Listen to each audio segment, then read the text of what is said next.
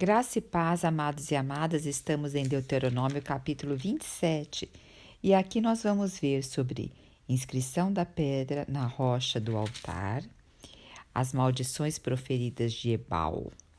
Então, aqui já começa dizendo que Moisés, os anciões e autoridades de Israel ordenaram então ao povo. Olha que interessante, a gente quase todo a Deuteronômio, Levítico, Números, nós vemos o quê? Deus falando a Moisés e Moisés falando ao povo. Agora nós vemos aqui, olha, Moisés, os anciões e as autoridades de Israel ordenaram então ao povo, porque Moisés em breve já não vai estar presente, porque logo eles vão passar o Rio Jordão e Moisés já vai ficar aqui aquém do Jordão e ele vai morrer. Então, os anciões e autoridades, ele já está passando o bastão. E olha o que ele diz para eles: observai todos os mandamentos que hoje vos ordeno. E diz assim: depois que atravessares o Jordão, porque eles estão no deserto, né? Para eles entrarem na terra de Canaã, eles têm que atravessar o Jordão. E o que é o Jordão? O que o Jordão simboliza?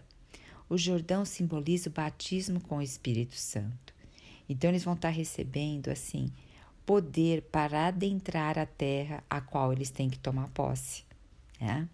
Então, após eles entrarem ali, o que eles vão ter que fazer logo que entrarem? Eles vão edificar, eles vão levantar algumas grandes pedras e eles vão pintar com cal. Então, eles vão levantar grandes pedras e vão pintar com cal. E o que eles vão fazer nessas pedras? Eles vão escrever sobre ela todas as palavras da lei. Tudo que o Senhor tudo que o Senhor falou para eles, que é o Torá, aqui seria o Torá, eles vão escrever nessas pedras, assim que adentrar a terra.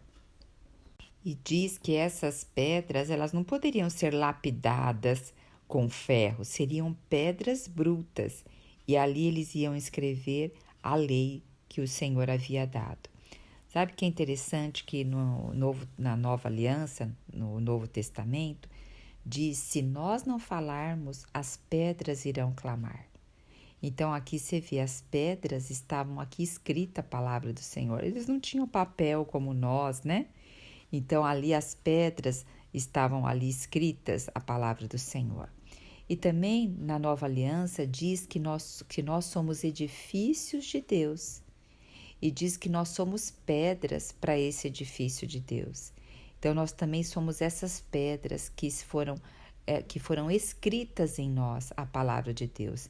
E onde a palavra do Senhor deve estar escrita? No nosso coração. Paulo diz que hoje nós somos cartas escritas, lidas pelos homens. Então, que cada um de nós possamos ter essa carta que é o próprio Senhor Jesus escrita em nós e os homens possam ler essa carta em nós. E também aqui nessa parte da Bíblia diz que eles teriam que erigir um altar de pedras e ali eles iam oferecer holocaustos ao Senhor, e esse holocausto seria sacrifício de paz e comunhão. O que indicava esse sacrifício?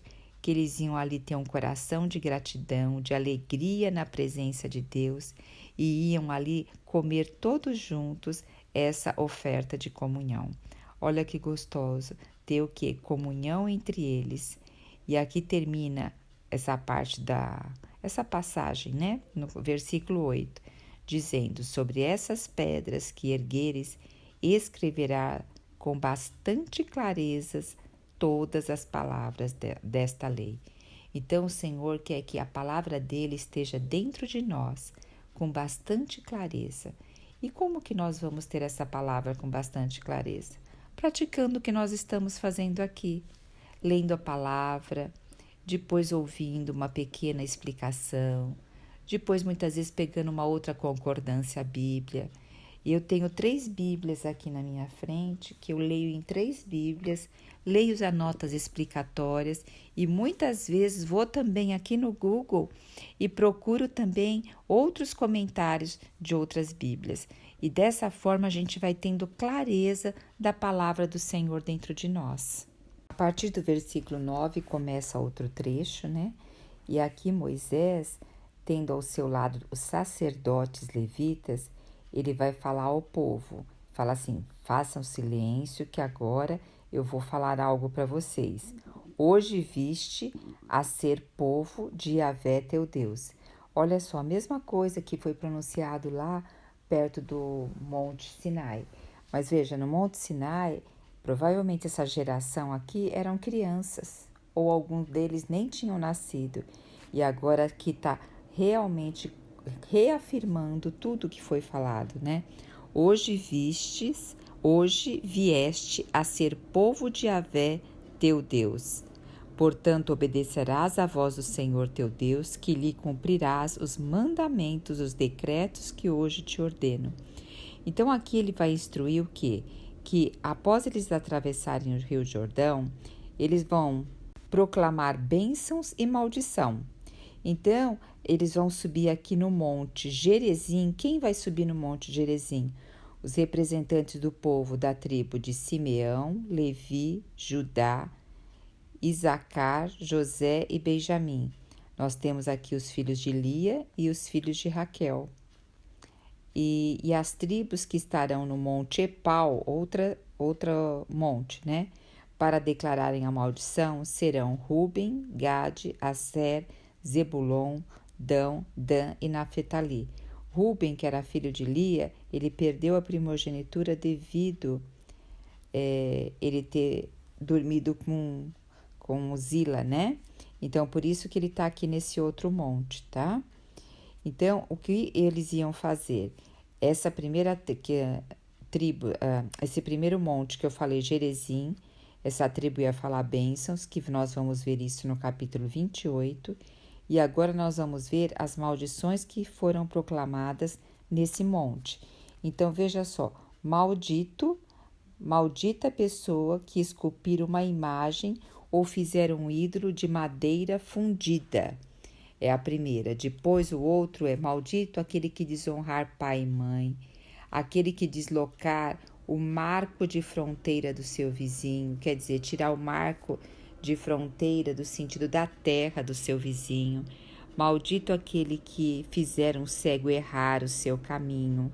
Aquele também maldito aquele que negar justiça ao estrangeiro, ao órfão e à viúva, aquele também que deitar com a mulher do seu pai, aquele que tiver relações com animais, relações sexuais com animal, aquele que se deitar com sua irmã, aquele que se deitar com sua sogra, maldito também aquele que ferir de morte o seu próximo em oculto, também aquele que aceitar qualquer pagamento para matar uma pessoa inocente.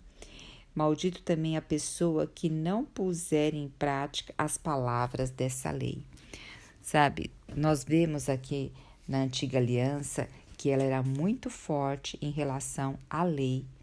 E o que nós vemos na Nova Aliança? Jesus veio porque soube que o homem era incapaz de cumprir todas as leis e todas as ordenanças. Além do homem ser incapaz, a intenção do coração do homem era mal. E veja o que diz aqui em Gálatas 3:10. Deixa eu ver se é isso mesmo. Isso mesmo, olha, 3:10 diz assim: todos quantos, pois, são da obras da lei, estão debaixo de maldição, porque está escrito: maldito todo aquele que não permanece em todas as coisas escritas nos livros da lei para praticá-las. Então era quase impossível, porque eram muitas coisas. E é evidente que pela lei ninguém é justificado diante de Deus. Por quê? Porque o justo hoje vive pela fé. Olha só, porque o justo viverá pela fé, assim como Abraão viveu pela fé. Hoje nós somos convocados a viver pela fé. Ora, a lei não procede de fé, porque você simplesmente faz aquilo e você está justificado. Mas a fé, aquele que observar os seus preceitos, por ela viverá. Então, aqui ó, Cristo nos resgatou da maldição da lei, fazendo ele próprio maldição em nosso lugar. Quando Cristo foi ali crucificado no madeiro, ele se tornou maldição em nosso lugar. Por isso que ele carregou todo o pecado do mundo, dos homens, sobre ele. Para que Cristo fez isso? Para que a bênção de Abraão, a fé, porque lembra que o Senhor falou que daria um filho para Abraão? Só que esse filho já era o quê? A tipologia de Jesus Cristo. Olha só o que diz. Para que a bênção de Abraão chegasse aos gentios em Jesus Cristo, a fim de que recebêssemos por fé o Espírito prometido. Então veja, em Cristo, hoje nós estamos e hoje nós temos fé que tudo isso agora, o Espírito está em nós e nós já atravessamos o Jordão e o Espírito está dentro de nós e a lei está escrita no nosso coração e nós somos cartas vivas lidas pelos homens. Que coisa gloriosa, né? Aleluia! Jesus Cristo é o nosso Senhor.